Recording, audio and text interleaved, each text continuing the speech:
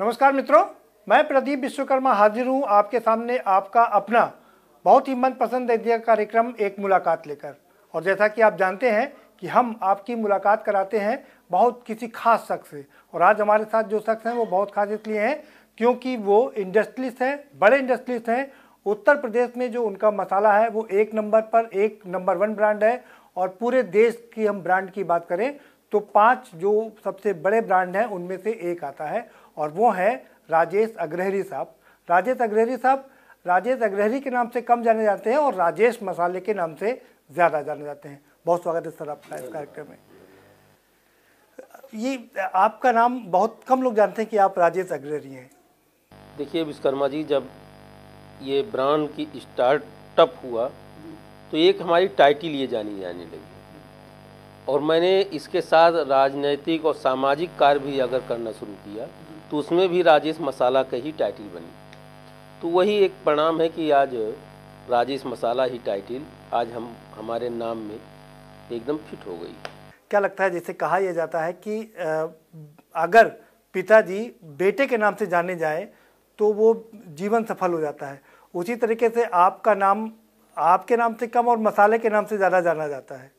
देखो ऐसा है भैया, जहाँ तक पिता की बात है, मेरे पिताजी बहुत कर्मशील पुरुष थे। किसानी मजदूरी करके उन्होंने हम लोगों को हमको पढ़ाया।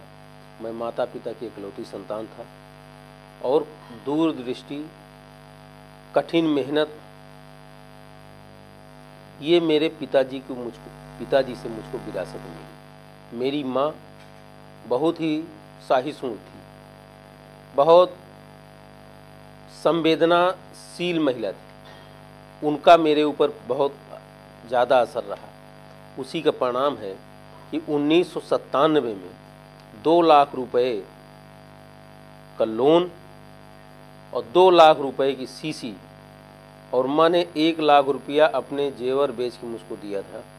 यहीं से हमने जब व्यापार स्टार्ट किया तो माता पिता के जो आयाम थे वो मेरे दिलो दिमाग में फिट हो गए थे। तब से आज तक मैं कमाई का 25% चैरिटी करता हूँ। आपने 1997 में स्टार्ट किया ये बिजनेस, लेकिन उससे पहले का बैकग्राउंड आपका क्या था? क्या मजदूरी पे पिसाई करते थे। मसाले की 1.5 रुपये 2 रुपये किलो मजदूरी पिसाई होती थी, वही मैं पिता का हाथ बटाता था। जब बीए कंप्लीट हो गया तो नौकरी के लिए भागा। जब नौकरी नहीं मिली तो इसी को करना था, तो यही दिमाग में आया कुछ इसको बढ़ा चढ़ा किया जाए, जिसमें कहीं कहीं पिता से मनभेद होता था लेकिन उनकी आत्मा को ठेस न पहुँचे। और उसमें पुल का काम करती थी मेरी माताजी और मैं सफल रहा। मेरे पिता को मुझसे कभी कोई कष्ट नहीं हुआ और मैं जैसा चाहता था माँ के आशीर्वाद और सानिध्य से उन जाते जाते उन्होंने अपना सब कुछ विस्तार देख लिया। आपने 1997 में ये मसाले का व्यापार शुरू किया, कैसा रहा? शुरुआती अनुभव कैसा रहा? कैसे इतनी तरक्की पाई आपने? मेरे पास जाने के लिए कुछ था नहीं, इसलिए हमने गेन ही किया। जब से स्टार्ट किया झटके जरूर आए, लेकिन जितने झटके आए उससे हमारे विकास की गति और तेज बढ़ी। इसलिए कि मन के अंदर दूरदृष्टि, पक्का इरादा, कड़ी मेहनत, एकदम फौलाद की तरह डटा हुआ था।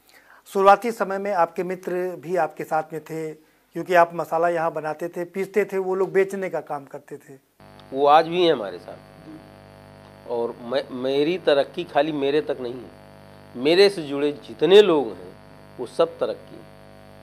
और मेरे यहाँ जो भी हमसे जुड़ा व्यापार में आज तक कोई छिटका नहीं, ये भी मैं अपनी पूंजी मानता हूँ। कैसे अचानक से आपको लगा कि नहीं ये बहुत हो गया, अब मुझे भी बड़ा बनना है, कुछ बड़ा करना है? देखिए, बड़ा बनने के लिए जो करते हैं तो मैं समझता हूँ वो उतना सफल हो जाए इसकी गारंटी नहीं है, लेकिन हमें जिस समय जो काम करना है हम अपना 100% दें उस काम में, तो अपने आप सीढ़ी उसी तरफ जाएगी, ऊंचाई की तरफ, नीचे नहीं जाएगी। नहीं, आज आपका मसाला उत्तर प्रदेश में नंबर 1 है। देश में 5 टॉप ब्रांड जो हैं उसमें आता है। तो वहाँ से 1997 से अपने हाथ से मसाला कूटने पीसने से शुरू करके आज इतनी बड़ी जो कंपनी आपने खड़ी की, उसका सफ़र कैसा रहा? उसका सफ़र बहुत ही अच्छा रहा। किसानों के समर्थन में किसान अधिकार दिवस, बड़ी खबर बता। 97 में था, वही प्यार आज है। आज मैं वो सब काम करता हूँ जो काम 1997 में करता था। चलिए, आपने एक बहुत बढ़िया बात बताया कि आप अपनी आमदनी का 25% चैरिटी पर खर्च करते हैं। ये बहुत बिरले लोगों, बहुत बिरले इंडस्ट्रियलिस्ट में देखा जाता है, क्योंकि उद्योगपति पैसा तो कमा लेते हैं लेकिन सामाजिक कार्यों में खर्च नहीं करते। ये प्रेरणा आपको कहाँ से मिली? क्योंकि हमारा परिवार लोअर क्लास का था, लेकिन कोई भिखारी जब आता था तो पिताजी माताजी से चूल्हा जलवा के और उसको भोजन कराते थे, और जाते वक्त एक अचला जाके साइकिल से खरीद के ला के उसको पहनाते थे। तो मेरे दिमाग में ये चीज़ बहुत, मतलब माताजी का भरपूर प्रभाव पड़ा आपके? प्रभाव पड़ा।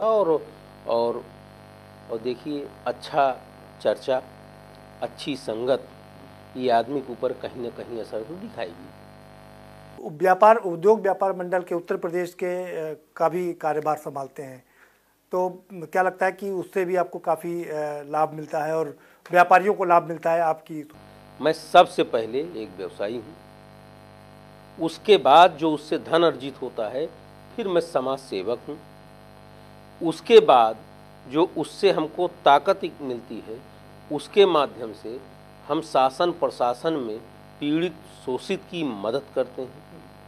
और धन कहाँ से आता है? व्यापार से आता है। फिर जो मेरी मानसिकता है पॉलिटिकल, उसके लिए जब कुछ करने की बारी आती है, तो जैसे अभी 2019 के लोकसभा चुनाव में पार्टी ने मुझे लोकसभा संयोजक बनाया, और मैंने जो भी किया वो सब आप सबके सामने है। जो मेरी क्षमता थी उस अनुसार हमने अपने काम को भरपूर अंजाम दी। चलिए, राजनीति पर ही बात कर लेते हैं। अमेठी और रायबरेली कांग्रेस का गढ़ माना जाता है, बहुत लंबे समय तक कांग्रेस का गढ़ रही, लेकिन आपने राजनीति किया समाजवादी पार्टी की और भारतीय जनता पार्टी की। कांग्रेस आपको क्यों नहीं छू गई? क्योंकि कांग्रेस का मूल अमेठी में है और मैंने इसको बहुत नज़दीक से देखा है। इसकी कमियों से मैं पूरी तरह वाकिफ हूँ।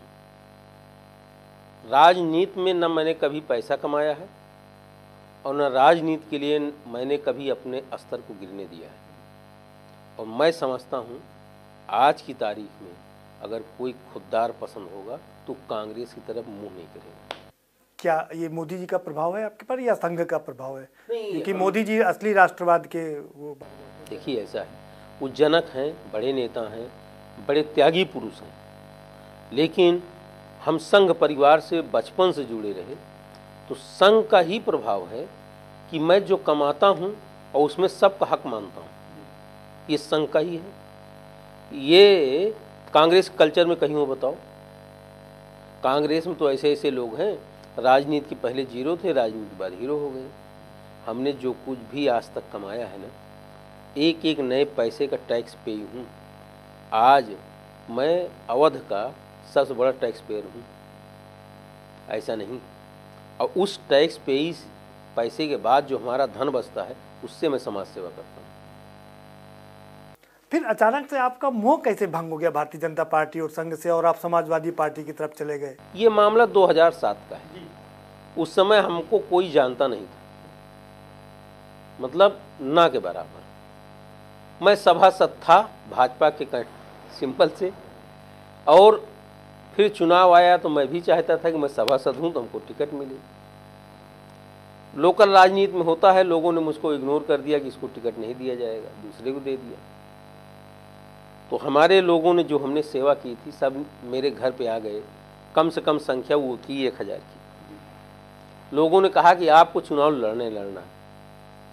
मैं चाहता तो उस समय भी कांग्रेस से टिकट मिल जाता, सपा से मिल जाता, बसपा से मिल जाता, लेकिन मैंने स्पष्ट कहा कि मैं निर्दलीय लड़ूंगा। और मैं निर्दलीय लड़ा। 2007 में पत्नी मेरी लड़ी। आप समझ लीजिए कांग्रेस, बसपा, भाजपा, सपा चारों की जमानत नहीं बची, सब जब्त हो गई। उसके बाद मुलायम सिंह चीफ मिनिस्टर थे, उनका फ़ोन आया उनके ओएसडी का, कहे कि ऐसा है कि राजेश जी आपसे मिलेंगे मुख्यमंत्री साहब। मैंने सोचा भाई मैं निर्दलीय जीता हूँ, मुख्यमंत्री हैं, प्रदेश में सरकार है, अपने जनता के लिए, अपने नगर के लिए कुछ धन लाऊंगा, यहाँ विकास करूंगा। मैं चला गया। नेताजी बतौर इंसान बहुत अच्छे व्यक्ति हैं। उन्होंने मेरा हाथ पकड़ा, कहा राजेश मेरा नाक मत कटिए। हमने कहा नहीं बाबूजी। उन्होंने मुझे 2007 में टिकट दे दिया। यही है सपा। बात 2014 की कर लेते हैं, 2014 पर ही आते हैं, क्योंकि तब तक आप समाजवादी पार्टी में थे और फिर लगता है कि आपका मन भटक रहा था वापस भाजपा और संघ में जाने का। नहीं, 12 का चुनाव सपा आ गई। हम सपा के मुख्यमंत्री रहते ज्वाइन किए थे। 12 में हाँ 12 में फिर आई सपा पूर्ण बहुमत से, फिर अखिलेश जी मुख्यमंत्री हुए। 224 विधायक आए। 224 विधायक आए और उसके बाद इनके कारनामे आप जानते हैं सपा के भी क्या थे। मेरा मन तो बिल्कुल रच बस नहीं रहा था, क्योंकि मैं उस कल्चर का नहीं था। फिर 2014 में ही लोकसभा चुनाव आया। नहीं, मैं एक चीज़ जानना चाह रहा हूँ। मैं एक चीज़ ये जानना चाह रहा हूँ कि आपको अगर छोड़ना था तो छोड़ देते। आपने ये इंडिकेशन क्यों दिया? आप गडकरी जी यहाँ पर आए, आपने भाजपा के गडकरी के उनको माला पहना दिया। जी 2014 के लोकसभा चुनाव में स्मृति ईरानी चुनाव लड़ रही थी, राहुल गांधी थे। सपा बसपा सबने कांग्रेस को समर्थन दे दिया था। अखिलेश जी ने मुझसे कहा कि राजेश राहुल की मदद करो। हमने कहा अगर हमको राहुल प्यारा होता भैया तो आपका झंडा मैं क्यों लेके चलता। मैं राहुल गांधी को सपोर्ट नहीं करूंगा। उन्होंने कहा मेरी इज्जत की बात है।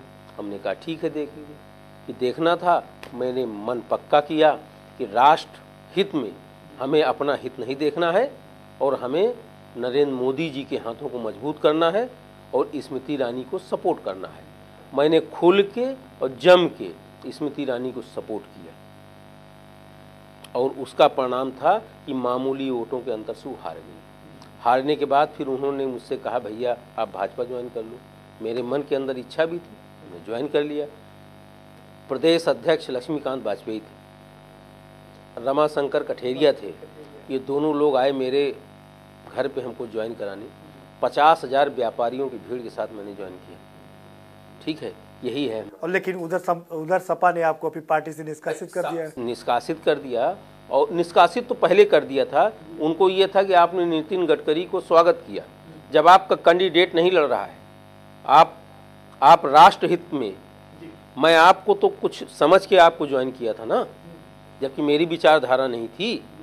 लेकिन जब मुझे लगा कि आप एकदम राष्ट्र हित के विपरीत जा रहे हो, तो हम कोई बंधुआ मजदूर थोड़े, हम जिंदा कौम है, हम मुर्दा थोड़े हैं कि जिस हालत में पड़े रहे उसी में पड़े रहेंगे। तो क्या आप कांग्रेस को राष्ट्र विरोधी मानते हैं क्या? क्योंकि भाजपा अगर राष्ट्र प्रेमी है तो कांग्रेस राष्ट्र विरोधी हुई। देखो, ये कहने की चीज नहीं होती। आप देख लीजिए, CIA किसान आंदोलन चल रहा है। जैसे अब मोदी जी चुनाव जीते और शपथ ग्रहण किया, पहला बिल आया भूमि का, उसका कितना विरोध किया, किसानों को आगे किया, पूरे देश में टायर जलाया, बसें तोड़ी, आगजनी किया। आप ईमानदारी से बताओ, इन लोगों को जमीन की हकीकत नहीं पता। हम तो जमीन में बैठते हैं आज भी ना। अच्छा, वक्त एक ब्रेक का हो चला सर, लेकिन जाते जाते एक आखिरी सवाल पूछेंगे क्योंकि राजनीति की बात चल रही है। आप भाजपा से और संघ से प्यार करते हैं, सपा मजबूरी में गए, कांग्रेस से आपको कोई जुड़ाव नहीं, कोई मतलब नहीं है। बसपा के प्रति आपकी क्या वो है? बसपा की जो नीति है, जो बसपा का सिद्धांत है, बाबा साहब की जो मेथोलॉजी है, ठीक है ना, उससे हट के भाजपा कर कहाँ रही? शोषित पीड़ित, इसकी मदद करना ना भाजपा से अच्छा कोई कर रहा है? इस पूरे लॉकडाउन में साहब, जितना इस सरकार ने गरीबों को राशन पैसा दिया है, हिंदुस्तान को छोड़ दीजिए, तो हिंदुस्तान और चाइना को, तो उतना किसी देश की आबादी नहीं। आपने लॉकडाउन की बात की और लॉकडाउन का वो मंजर भी हमें ज़रूर याद है जब किसान सैकड़ों मील पैदल चल रहे थे। हम इस पर चर्चा जारी रखेंगे, लेकिन एक छोटे से ब्रेक के बाद।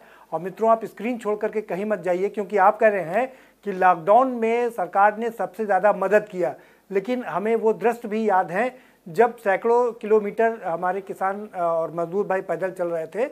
और वो उस पर हम आपसे जानकारी हासिल करेंगे, लेकिन एक छोटे से ब्रेक के बाद।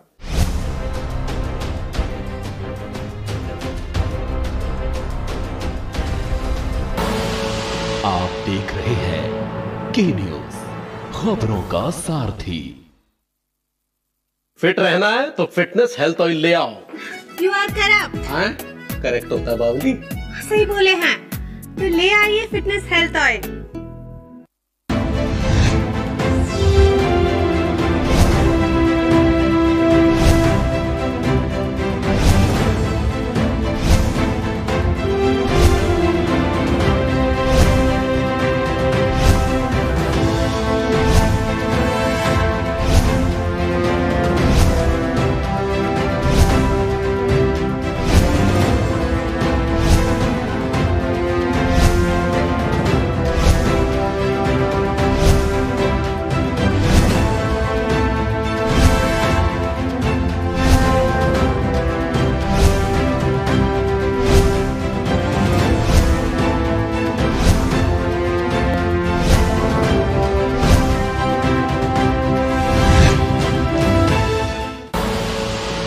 देख रहे हैं के न्यूज, खबरों का सारथी।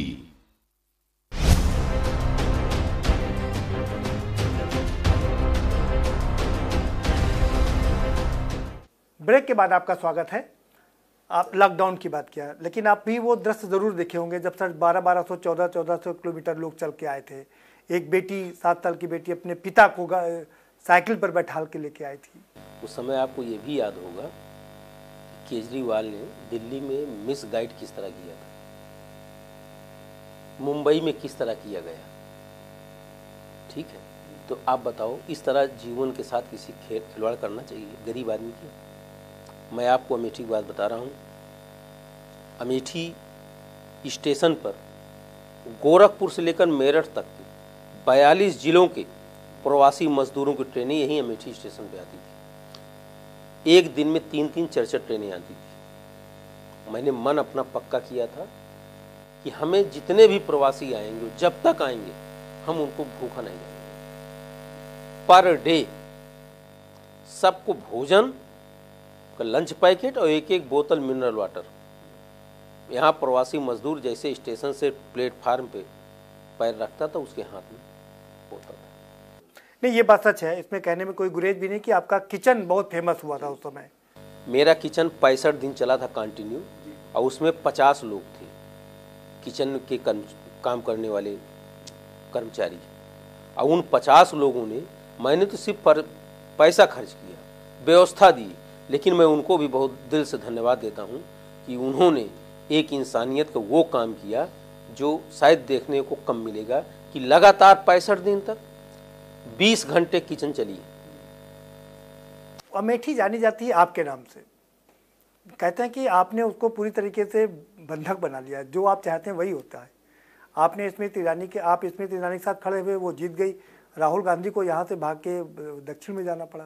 पर ईयर 2 करोड़ की चैरिटी मेरे प्रतिष्ठान द्वारा की जाती है। अब उनका राजीव गांधी फाउंडेशन बहुत बड़ा अंपायर है, उसकी चैरिटी यहाँ की जनता को तो नहीं मिली, दुनिया में चाहे जहाँ करते हैं। तो उसका असर ये हुआ कि जब मैं भारतीय जनता पार्टी की झंडा लेकर खड़ा होता हूँ, तो मेरा विरोधी भी, जो राजनीतिक विरोधी भी है, वो भी मेरे ऊपर एक आरोप नहीं लगा सकता है कि राजेश दलाली कर रहा है। नहीं, एक बड़ी बात यह कि कोई भी कैबिनेट मंत्री आता है, कोई भी बड़ा आदमी आता है, तो सीधा आप ही के घर में आता है। साहब देखिए, कार्यकर्ता मैं कार्यकर्ता हूँ, ठीक है, और ये लोगों का प्यार है। मेरी पत्नी लगातार 3 बार से यहाँ सांसद है, और आप सोचिए कि 15 साल से यहाँ कांग्रेस की दूब नहीं जमी। कांग्रेस डर के मारे, भय के मारे यहाँ सिंबल नहीं देती है नगर अध्यक्ष के चुनाव में, और कुल देती है। यहाँ इसलिए नहीं देती, वो जानती है कि यहाँ हारना हमको है। लोगों के मन में एक ये बहुत बड़ी, मतलब लोग जानने की प्रबल इच्छा है कि राहुल गांधी यहाँ अमेठी छोड़ के चले क्यों गए। स्मृति ईरानी आई, जब वो सक्रिय हुई तो 2 ही 3 साल के अंदर, अब यहाँ क्या होता है सुन लीजिए। यहाँ पर कलर्ड एक्सरा होता है, अल्ट्रासाउंड होता है, सिटी स्कैन होता है, सिटी स्कैन, और वो होता है क्या नाम, डायलिसिस होता है। डायलिसिस का आप सोचो, गरीब आदमी 4000 रुपया, एक हफ्ते में 2 बार 8000 रुपया हफ्ता, महीने का 32,000 35,000 रुपया। गरीब आदमी के घर जब पेशेंट होता है किडनी फेलियर का, तो उसको लोग मरने के लिए छोड़ देते हैं कि ये मरे, किसी की बूते में नहीं रहता इतना पैसा। आज स्मृति ईरानी ये सब दिया ना गरीब जनता को, ये तो फ्री हो रहा है भाई, हमारे मुंह के कहने से क्या होता है।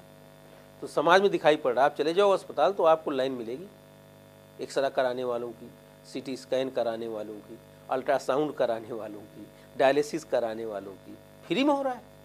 और उसमें कहीं घोल मेल ना हो, उसके लिए हम लोग चौकीदार बैठे हैं। कोई भी पेशेंट आता है तो हम सीधा सीएमओ से बात करते हैं, नहीं हो सकता जैसा। आप स्मृति ईरानी के बड़े करीब हैं, स्मृति ईरानी भी लगातार आपके घर से ही राजनीति करती हैं। अभी उनके खिलाफ एक मुकदमा दर्ज हुआ, आप जैसा कि आपने पेपर भी पढ़ा होगा, उसके खिलाफ भी मुकदमा दायर हुआ, ठीक है ना। तो अभी चूंकि मामला कोर्ट में है, मैं एक चीज़ तो व्यक्तिगत आधार पर कह सकता हूँ कि किसी फेमस आदमी को बदनाम करना बहुत हल्की बात है। जो चाहे वो उड़ा दे, चूँकि इज्जत न होती तो लोग देखते ना, इसीलिए उसने किया। लेकिन जो उसके खिलाफ मुकदमा लिखाए गए हैं, ये बाद में उसको जवाब देना पड़ेगा। और मैं जहाँ तक व्यक्तिगत आधार पर जानता हूँ, इतनी हल्की राजनीति स्मृति ईरानी नहीं करती।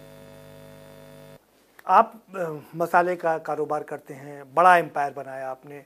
अभी आपने दूसरे कारोबार भी शुरू किए, रसगुल्ला बनाने का भी कारोबार, क्या और क्या क्या काम कर रहे हैं इसको? अभी हम राघवभोग आटा बना रहे हैं, जो हमारे ब्रांड एम्बेसडर हैं मिस्टर सनी देओल।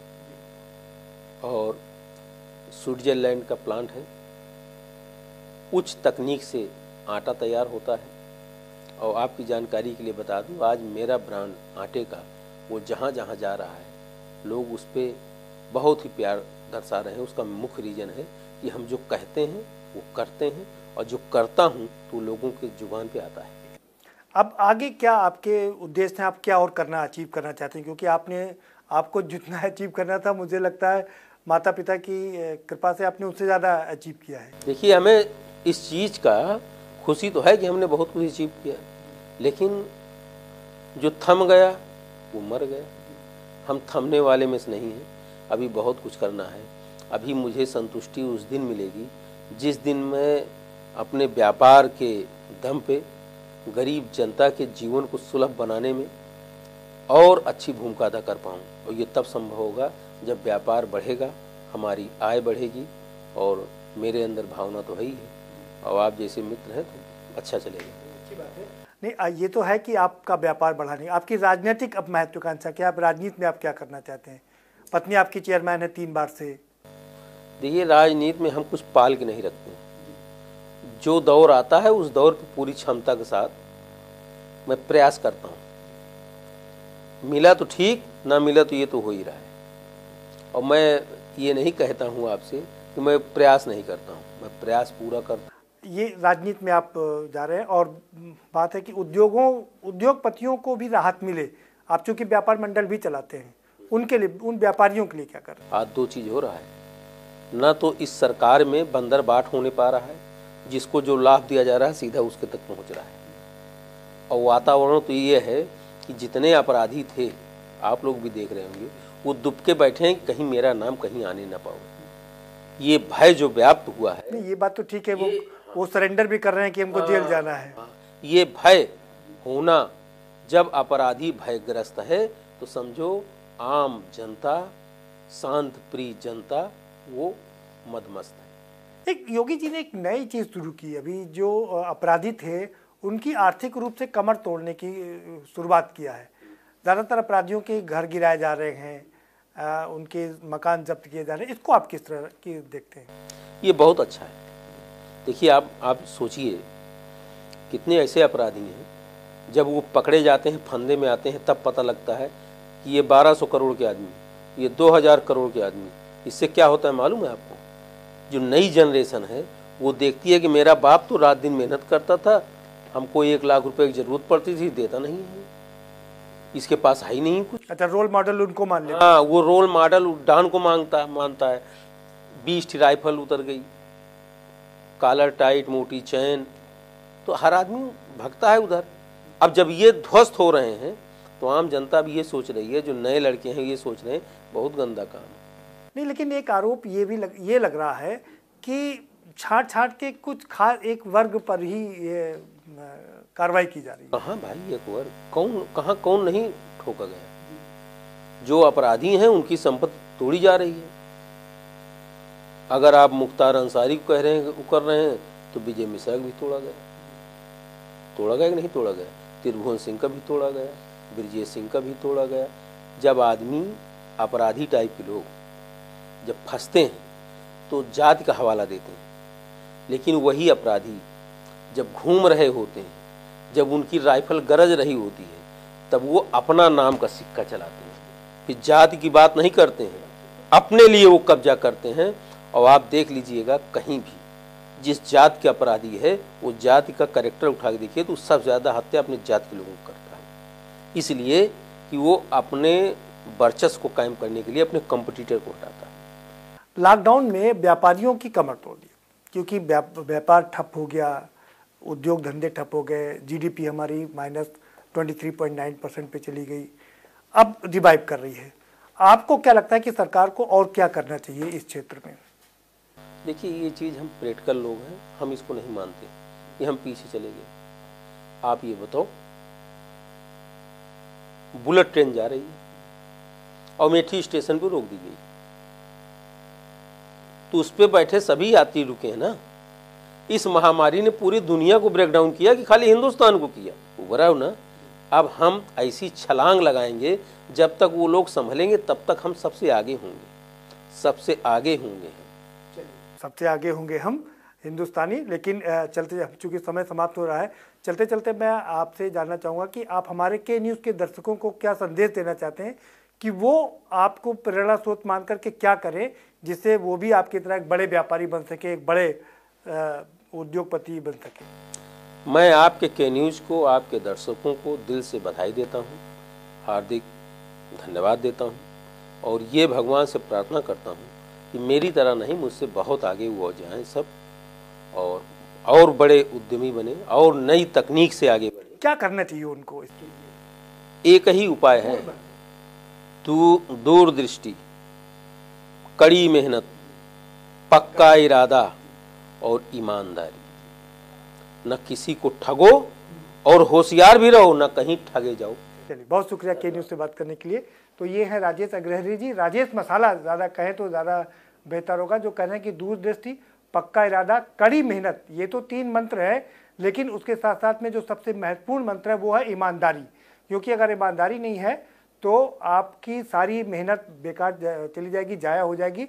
इसलिए इन 4 मूल मंत्र के साथ कोई भी आपकी तरह आगे बढ़ सकता है और बड़ा उद्योगपति बन सकता है। हम उम्मीद कर सकते हैं कि आपको रोल मॉडल मानेंगे और आप भी तरक्की करेंगे। फिलहाल इस कार्यक्रम में इतना ही, आप हमें दीजिए इजाज़त, और बाकी हम फिर हाजिर होंगे आपके समक्ष एक ऐसे ही शख्स के।